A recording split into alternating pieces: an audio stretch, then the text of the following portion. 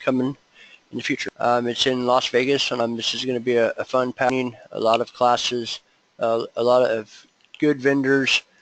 It's just a great place to meet and to build your customer service and your technical side of things. We'd love to see you there. It's going to be at Paris at Las Vegas.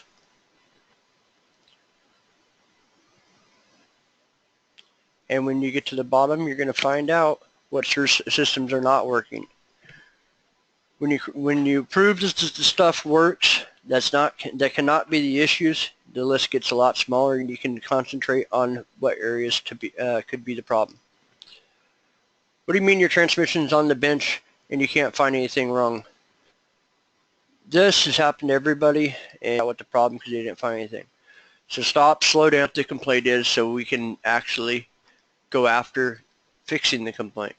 We need to know exactly when the complaint is and what's going on. Shift complaint, we need to know when that certain shift is. We need to reproduce the complaint to make sure we can fix the problem. You need to gather and record all codes. Gather and record all codes. It could be 2 months, it could be a year, but if you rate it was in kind of how the vehicle is driven to get the code to set. So record this data, keep it in your records. You may need that tool later down the road. We need to start looking at every vehicle. It gives us a very good headle at 1500 RPMs and at cruising speeds. I like to add the short term and long terms together, and that gives you your total fuel trims. Total fuel trim should be less than 7. That's just kind of a good general rule of thumb.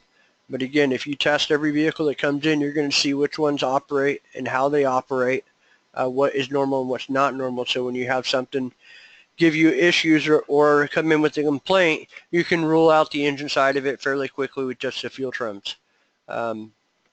That's the best tool you can do, first of all, before you clear any codes or do any other some better tools. Test drive to confirm complaint or whatever. I don't do anything. I don't lift the drive it and confirm the complaint before we do anything, in my opinion.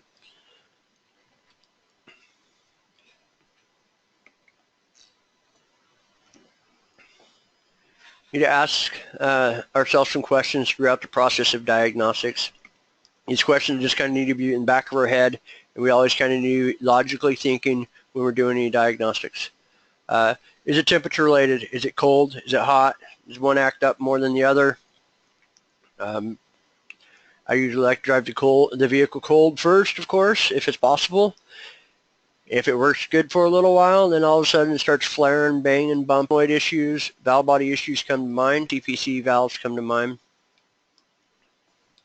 that kind of thing, and see if the engine loads make a difference.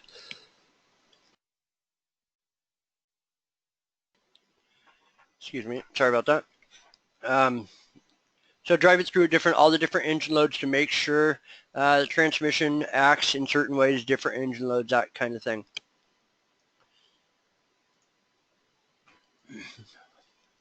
Does it act up in one particular shift or during certain?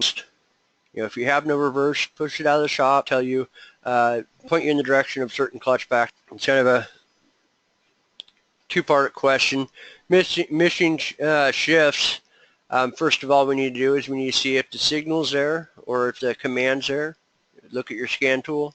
Is the solenoid actually commanded to shift? If so, let's prove it by checking the wire down at the trans. This is going to show you bad computers, bad drivers in the computers, that kind of thing. So once we prove that the electrical is good or bad, then we can shift our strategy. If the electrical is good, we know it's something in the transmission. If the electrical is bad, we're outside of the unit still. So checking commands on the scan tool. Is it commanding lockup? If not, we're going to be looking at misfires. Your signal down at the solenoid itself flow. If you don't see an increase or decrease of cooler flow, we know the lockup switch valve has not moved. If you do see it, you know the solenoids work, the valves moved, you either have a leak in the circuit or you have a converter issue, something along those lines. But we know the solenoids worked, and we know the valves moved if you see a difference in cooler flow when commanded. Very helpful tool. Shift feel. Many things affect shift feel. You know, clutch materials, pressures, accumulators, clearances, you know, the list goes on, and engine loads. So we need to make sure the engine side's good. We also need to make sure the speed signals and ABS sometimes, four-wheel drive switches, that kind of stuff can affect your, hopefully figured out kind of which direction we're going. We've road tested the vehicle once and we've confirmed if it happens. We need to ask ourselves same questions again. Is it temperature related, engine loads, shift or engagement problem, missing shifts, shift feel, shift timing? Kind of clarify what the hard codes first. Those are the codes that come right back. Those are the ones that we need to address first. Those are the major ones. Address any engine codes, ABS codes, transmission codes. They all work in the system. Nowadays the whole system has to work right or your transmission is not going to work correctly, won't adapt, won't program, any of that kind of stuff. On these cars that you're uncertain about, or look up on the low side, you know, 10-15 degrees now for years, and it's never going to change. These suppliers and suppliers and the OEM always battle on this, but OE always spends a lot of money and they build these units as a package. It's all a working system. So we need to make sure the OE fluids are put in there to make sure the correct shift timing of clutches is correct and proper lubrication of that. I also like to look for additives. Do we smell something kind of funny? The feel of the feel of the fluid, is it different than normal? Of course, leaks, colors, smells. When you have yellow, clearish color, green color, kind of clues help. Of course, metal debris, fluid and pan, that kind of stuff is kind of self-explanatory. Note this stuff down. Note the debris. It gives us more clues that it's probably internal, but we need to check the whole system before we go ahead and pull this unit out. In my opinion, this is the biggest wasted money area that there is, really. There's very little time put onto the battery charging electrical system in a lot of shops. In my opinion, that's the biggest throw the money in the garbage practice. Every car that comes in, even if it's foreign oil, it's best to do this roughly about half hour to an hour after it's sitting, if possible, to take off the surface charge. So 12 hours, get into like your TCM or your ECM power or system voltage or charging system voltage, graph it out, drive it, see what it does. If you see high spikes, low spikes, that kind of thing, put a meter on it, put a scope on it, and prove it. Cranking voltage, this is a big one when it comes to solenoid codes, circuit codes, especially on startup. If you're getting solenoid codes on startup, you have to check this. Basically disable your fuel system or ignition system, check your voltage at your battery, crank it over. It should not drop less than 9.5. Voltage drop. This is something that I urge everybody to do. My like I say, standard operating procedures, or my theory behind what I did when I was running a shop, is every Monday we came in, or people did it individually on their own, what they wanted to learn, but you spend 20 minutes on a Monday morning before everything kind of gets going, and you just learn how to check the charging system. You check systems that you know that are okay, so you learn how they work. Broken.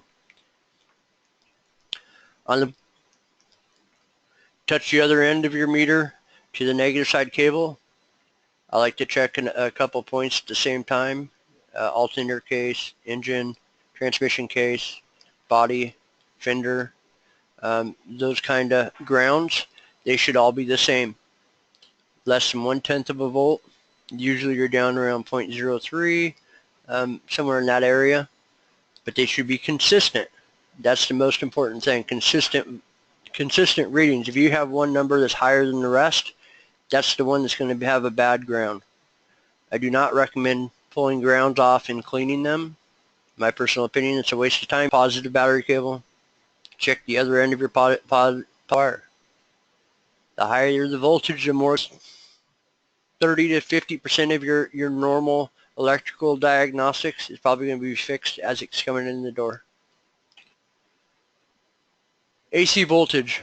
Your AC voltage, this is getting to be become more of a common problem.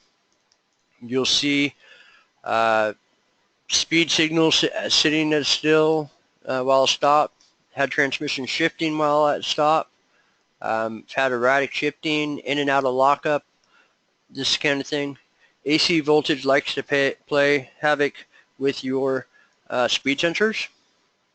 Easiest enough to test. You have the meter in your hand when you're doing your basic check. A lot of cars nowadays are under 0.2 of a volt. You'll know how that system works, so when you get a bad one in, you can spot that kind of thing. Look around, look at your TCM, ECM, that kind of thing. All the connectors in view. Do you see any connector lock tabs missing? Do you see broken connectors? Do you see where people's back probed into wires where somebody's been trying to fix a system? We see this a lot in aftermarket systems where people add on different things. We also see this a lot, like on car lot cars, where somebody's been somewhere trying to change wiring or change computers, that kind of stuff, where you can see somebody's already been there. Great clues to pointing you in the correct direction on fixing repairs. There's tons of transmissions out there nowadays. It seems like they're coming out. Them is learn how that system works. It's a big clue. What solenoids does what and when, what kind of solenoid they are, normally high, normally low, open, closed, when is it on, when is it off, is it a pulse width modulator, linear style. Gather all this information so we can understand how the system works. What is the operation in each range? As we all know, different ranges, paddle shifts are down, narrowed. The transmission problems and temperature sensor, those are the big ones that I see cause the most problems. Four-wheel drive switches are up there too, depending on what areas you're in. But speed sensors, range switch, mass airflow, map, AB. You know, if you think you might have a bad map sensor, or its readings are incorrect or weird looking, dive in, learn how that map should be operating. Most likely that's going to be your cause of something that looks weird. Might not know how it should work, but it has to be perfect right in the middle of that torque curve, or you're going to get a flare, bind up, something along those lines.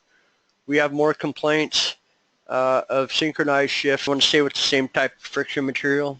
You know, if you have paper, brown paper come in, you don't want to put a set of high energy frictions in it when it's a clutch. When one clutch has to release and one clutch has to come on and sync that drum, replace it with the three clutch. Don't replace it with the 5 clutch. On the synchronized shift, you will get into trouble. The difference is they apply and they release quicker or harder, and you will feel the difference on a synchronized shift. Reprograms, and clutch adapt or relearns are very important.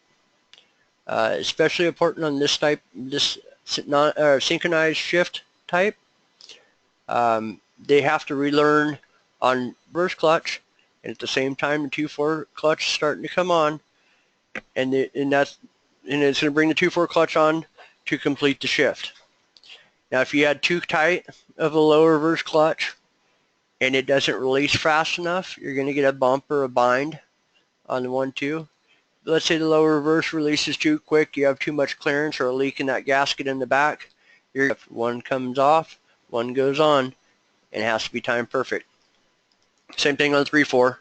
Instead of underdrive, we're releasing the underdrive clutch and applying the 2/4 clutch. That's one reason why, and you're going to find more and more of that in the higher speed units too. Non-synchronized to mine for our 4L60 on the 1-2, and so it is a mechanical timing on that. Just because we're all fairly familiar with this unit. Plus this chart has a lot of information on it for us. Let's see. Let's just take our 1-2 shift.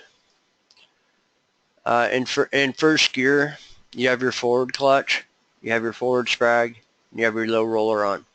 That's what we have for first gear. To make a 1-2 shift, as you see in the chart, all we're doing, the band comes off. Should not say you can't.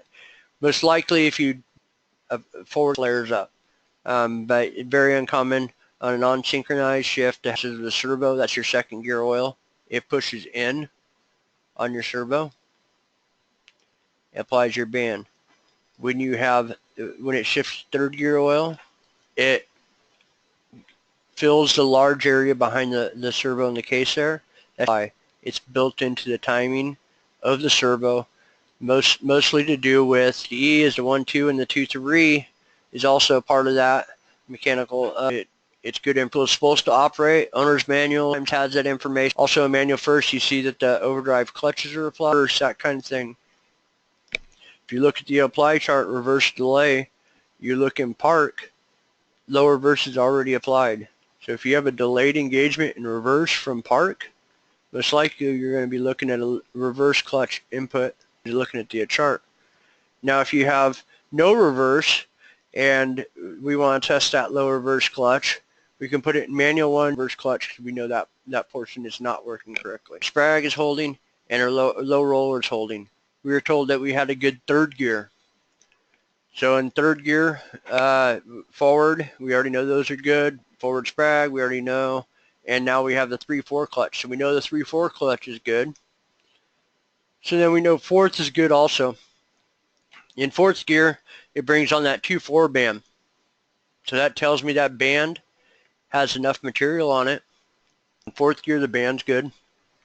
And that circuit's good for fourth. And in the servo, for second gear oil, that's different than 1-2. To me, we could have maybe a stuck solenoid 1 from on to off. So we know that solenoid cycling. So we know that solenoid's functioning because it makes a 1-3 shift. So solenoid 2 is now crossed off our list of bad parts. It's going to be considered good. And then we have a 3-4 shift. 3-4 shift, we have to turn solenoid 1 off to on. We have a 3-4 shift, so we know that solenoid's good. So we just rolled out both. The ability of them, its solenoids are functional. Circuits is where we're going to be looking, most likely the second gear oil circuit. The other common issue is the mechanical side of this, where the band does not apply because the pin's too short, which is a common problem, but we can narrow it down to that. So that just helps us figure out where we need to go when this thing hits the bench, or in this case, pull the servo out, lengthen the servo pin, put it back together, see if you have second gear. So this chart will give you a lot of information, different information. Positions, sometimes you're going to have boost oil when you should not in certain positions. Test cold and hot if possible.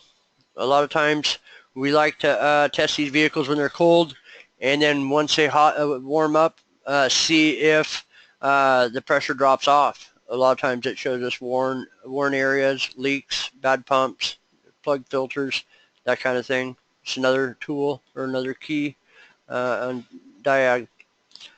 Test while driving. Different characters will have, or different transmissions will have different characters. When you test drive these vehicles with the gauge on them, you'll see these different characteristics. Sometimes you will see, like before the shift, you will see the pressure drop down. It'll make the shift once the shift is completed. Test a bunch of vehicles and you know how that system's working. You don't even have to get out your meter. Compare ports, line pressure versus clutch pack. You know, it's easier said than done nowadays. Wish you had a clutch port for every transmission out there, but nowadays it's getting more and more, less and less. I like to check, you know, like forward clutch pressure against line pressure for R70W, that kind of thing. Very good tool, especially helps finding leaks. If you have the ports, test them. Then just a quick overview of the faster you go, the more AC voltage it's going to produce.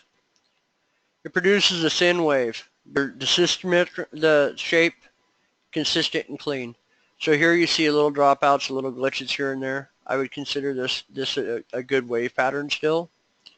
This is at constant speed. If it was to get going faster, you're going to see it's going to widen out. The amplitude is going to go up and down. That should get wider as the speed increases. Hall effect speed sensor. You have a power. Need to learn the theory of that kind of thing to see how they work, see how they test is best. One other thing about testing these speed sensors, how to use it. With the scope, practice. Common ground critical on the sensor. Make sure you have a good ground. It produces consistent amplitude, the up and down voltage. So you see the top rows all the same as all the same. You also see the bottom rows all the same. See a little squiggly, but the faster you speed up and slower for the signals up and down. So it looks for the top signal, it looks for the bottom signal. It counts those and the time in between. So if you look at the left side of your wave pattern, you see the gaps are kind of wide in between the spacing. That's because the vehicle's going slow. As you move over to the right, you see the spacing get closer and closer together. That's because the vehicle's speeding up, going faster. And then you see farther to the right, it's slowing back down. So this recording was done from, this is 2-wire Hall effects pulled back and forth, and it reads the ups and downs. Very small, 7 to 14 milliamps, excuse me. Consistent amplitude, the up and down voltage. The up and down voltage should be about the same. We're dealing with the same style of pattern. The frequency or the spacing is what makes a difference. If you see on the left side, you see the gaps are kind of large or getting smaller towards the easiest way of telling a 2-wire sensor is to back probe the wires. If you have voltage, it's going to be a magnetoresistive speed sensor.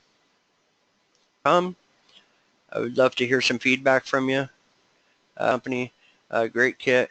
I enjoy using their products. Not seeing any more questions or answers. Well, thanks again, guys. You guys have a good day.